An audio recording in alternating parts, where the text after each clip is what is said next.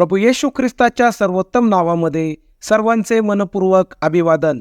पवित्र शास्त्रात नवीन करारात मत्तई शुभवर्तमानाच्या अध्याय 5 आणि वचन 44 मध्ये प्रभू येशू ख्रिस्त लोकसमुदायास अशा प्रकारे म्हणताना आम्ही वाचतो, मी तर तुम्हाला सांगतो, तुम्ही आपल्या वैऱ्यावर प्रीती करा आणि जे तुमचा छळ करतात त्यांच्यासाठी प्रार्थना करा।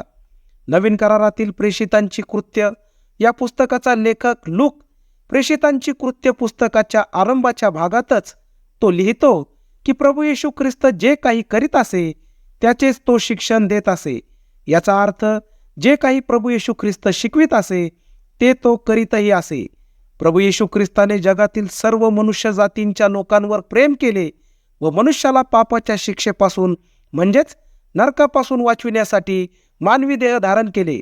तो देव असतानाही त्याने देवाच्या स्वरूपाचे असणे हे लाभाचे आहे असे त्याने मानले नाही, तर त्याने स्वतःला रिक्त केले व मानवाद्वारे भविष्योद्गार केलेली वाणी पूर्ण करण्याकरिता तिचे आज्ञापालनही केले। ते इतके की त्याने वधस्तंभावर आपला प्राण देऊन मरण पत्करले।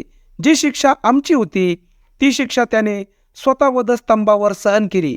पापामुळे मनुष्य हा देवाचा शत्रू व वैरी आहे, त्याप्रती प्रभू येशू ख्रिस्ताने वधस्तंभावर आपले बलिदान देऊन त्याचे आपल्यावर असलेले प्रेम प्रगट केले। पापामुळे मनुष्य हा देवाच्या धार्मिक मार्गांना विपरीत करून तो यामुळे देवाला त्रास देत आहे। प्रभू येशू ख्रिस्त अशा सर्वांकरिता ही प्रार्थना करतो, हे बापा, यांना क्षमा कर, कारण हे काय करतात यांना समजत नाही। प्रभू येशू ख्रिस्ताने ही प्रार्थना वधस्तंभावर त्या लोकांकरिता केली ज्यांनी त्याला वधस्तंभावर क्रूरपणे खिळले होते।